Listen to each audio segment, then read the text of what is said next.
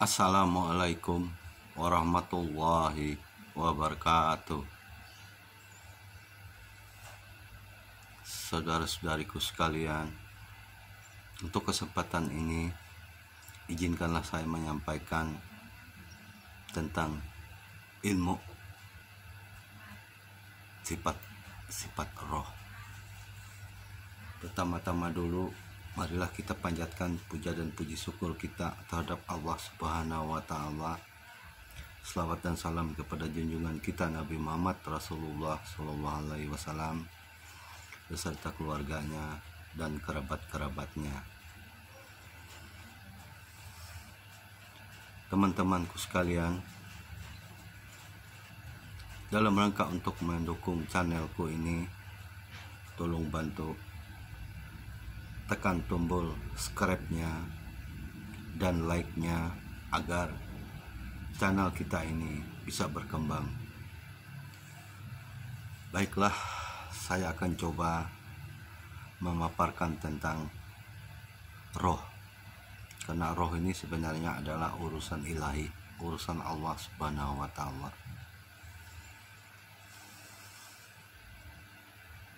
Maka akan kita coba selaku hamba untuk mengupas tentang sifat-sifat roh yang ada di dalam diri kita. Dan kita juga tahu bahwa Bapak dari segala roh adalah Nur Muhammad Sallallahu Alaihi Wasallam. Roh inilah yang bergerak, roh inilah yang bernapas, bukan jasad kita. Karena jasad kita tidak mempunyai daya dan upaya. La haula wala quwata illa billahil aliyyil azim. Itu adalah harga mati dalam hakikat kita. Artinya yang bergerak ini adalah roh, sedangkan roh ini adalah urusan Allah Subhanahu wa Ta'ala. Roh inilah adalah Nur Muhammad. Roh inilah yang dekat kepada Allah. Kalau kita jauh, yang dekat kepada Allah adalah Nur Muhammad. Siapakah Nur Muhammad itu? Nur Muhammad adalah roh. Nur Muhammad adalah Bapak dari segala roh. Teman-temanku sekalian, izinkanlah saya menyampaikan tentang 4 sifat roh di dalam diri kita. Pertama, roh kita ini ada yang bernama roh bersifat roh jasati. 1. Roh jasati. Kedua, roh rohani. Yang ketiga yaitu roh hewani. Yang keempat adalah roh kudus. Jadi saya dalam kesempatan ini menguraikan 4 kriteria roh itu. Roh jasati sifatnya adalah roh yang mengajak kita kepada hal-hal yang enak-enak, sepertinya makan, minum, sukanya mencari makanan yang enak-enak, sifatnya mencari minuman yang enak-enak. Itulah roh jasati. Kalau dia sudah kenyang, maka roh jasati ini merasa damai, tentram. Itulah sifat roh jasati. Kembali kita masuk ke poin kedua, yaitu roh rohani. Roh rohani ini mengajak kita kepada hal-hal yang sifatnya seni, yang sifat-sifatnya mengajak kegembiraan, yang mengajak kita ke sifatnya spiritual seperti keagamaan. Roh ini dia suka mendengar yang bunyi-bunyian. Rohani ini dia suka mendengar lagu-lagu pop, lagu rock, keroncong, musik dan sebagainya. Dan juga dia suka mendengar hal-hal tentang keagamaan, seperti mendengar orang mengaji, membaca ayat suci Al-Quran. Karena dia sifatnya halus, maka dikatakan seni kepada kita manusia. Jadi rohani inilah yang sifatnya menerawang, menjelajah di alam semesta ini. Dia berdikari, ada yang berdikari lewat musik, lewat agama dan sebagainya. Itulah sifat rohani, mengajak orang larut ke dalam hal-hal yang sifatnya seni dan sebagainya. Itulah sifat rohani. Makanannya rohani itu adalah bunyi-bunyian, baik itu bunyi ayat suci dan sebagainya. Makanya dibilang orang itu sering kita dengar siraman rohani, lagu-lagu rohani kalau di dalam Nasrani. Kalau di kita yaitu seperti kasidah, mendengar lantunan selawat dan sebagainya. Itulah makanan rohani. Nah, sekarang kita masuk ke sifat hewani, roh hewani. Roh hewani ini, jadi kita di dalam hewani ini dia sifatnya bermacam-macam. Ada irinya, ada sifat dengkinya, ada sifat serakahnya, ada sifat rakusnya. Yang penting akulah yang terhebat, sombong, congkak dan sebagainya. Itulah sifat hewani. Dia rakus dan sebagainya. Jadi makanan dia itu hal-hal yang sifat iri, dengki dan sebagainya. Nah, itulah sifat dari hewani. Dia kejam, keras, tega dan sebagainya. Itulah sifat hewan. Jadi pertama tadi sifat roh jasati sudah kita terangkan tadi. Kedua sifat rohani sudah kita terangkan tadi. Nah, ketiganya ini sifat roh hewani, yaitu tadi sifatnya congkak, sombong, kasar dan sebagainya. Itulah sifat hewani. Dia tidak berpikir dengan akal, kadang-kadang dia banyak berpikir dengan ototnya, dengan kekuatannya, dengan kehebatannya. Sekarang kita menginjak keempat, yaitu Roh Kudus. Roh Kudus ini adalah orang yang sifatnya baik. Makanannya dia suka yang harum-harum, seperti bunga-bunga. Dan dia selalu jujur dalam berkata. Dan sifat dia halus.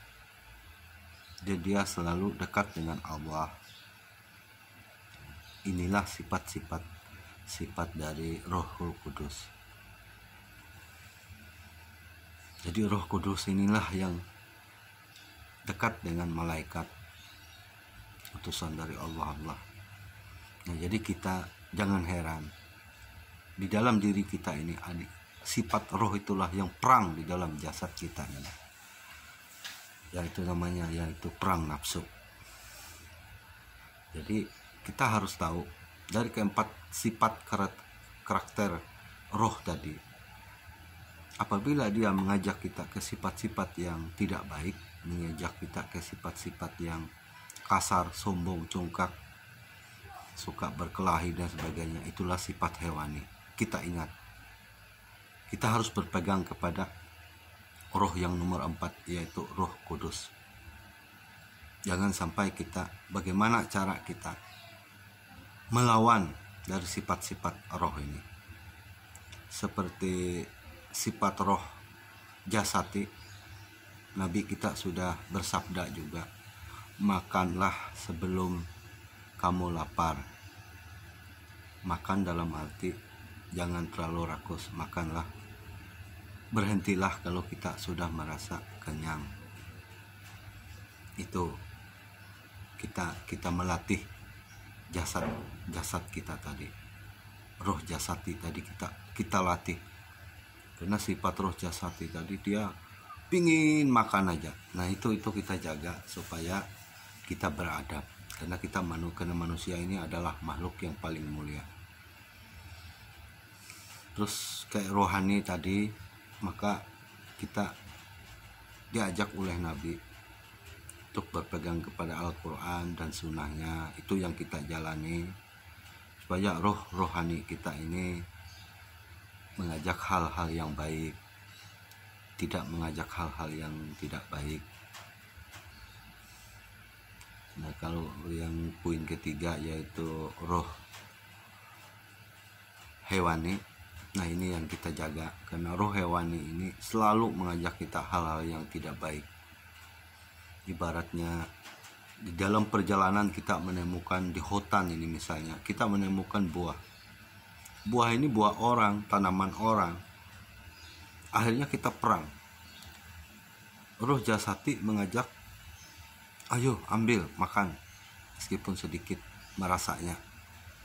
Roh rohani ini merasa takut, dia ini punya orang. Nah, sedangkan roh jasati ini sedangkan roh hewani ini mengajak ambil. Itu sifat roh hewani.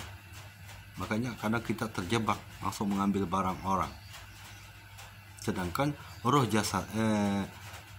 roh kudus mengajak kita jangan, katanya itu milik orang. Kadang-kadang kita bisa mengikuti, mudah-mudahan kita mengikuti roh kudus itu karena dia baik.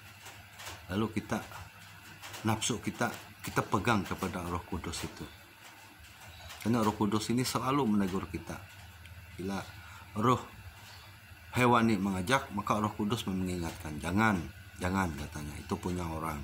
Nah itulah jalan kita untuk mengintrospeksi diri kita bahwa di dalam diri kita ini ada kekuatan 4 roh, supaya kita tahu. Jadi dengan adanya pengetahuan ini sehingga kita selalu mewanti-wanti, mewas-was. Oh, bila ini mengajak ini, oh ini. Bila ini mengajak ini, oh ini. Karena yang paling banyak mengajak itu yaitu roh hewani. Karena kita hidup dunia ini diiming-iming, baik itu oleh harta, bermacam-macam. Jadi roh hewani inilah yang kadang menyesat kita, menjerumus kita. Tapi kalau kita sudah tahu kuncinya, kita tetap berpegang kepada Roh Kudus. Dia maha suci, dia suci. Roh Kudus ini suci, dia dekat dengan malaikat, bahkan dekat dengan Allah. Itulah.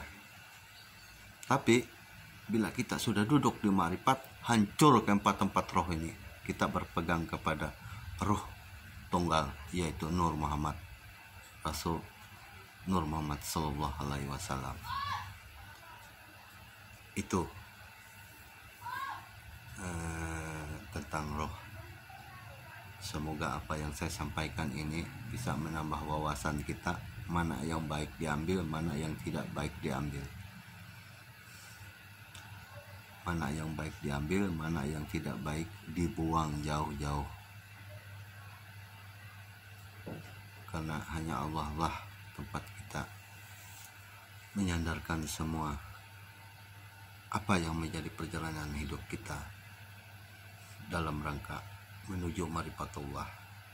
Karena jalan menuju ma'rifatullah ini banyak yang perlu kita kaji. Saya rasa hanya sekian yang saya sampaikan tentang roh. Mudah-mudahan bermanfaat. Wabillahi taufiq wal hidayah. Assalamualaikum warahmatullahi wabarakatuh.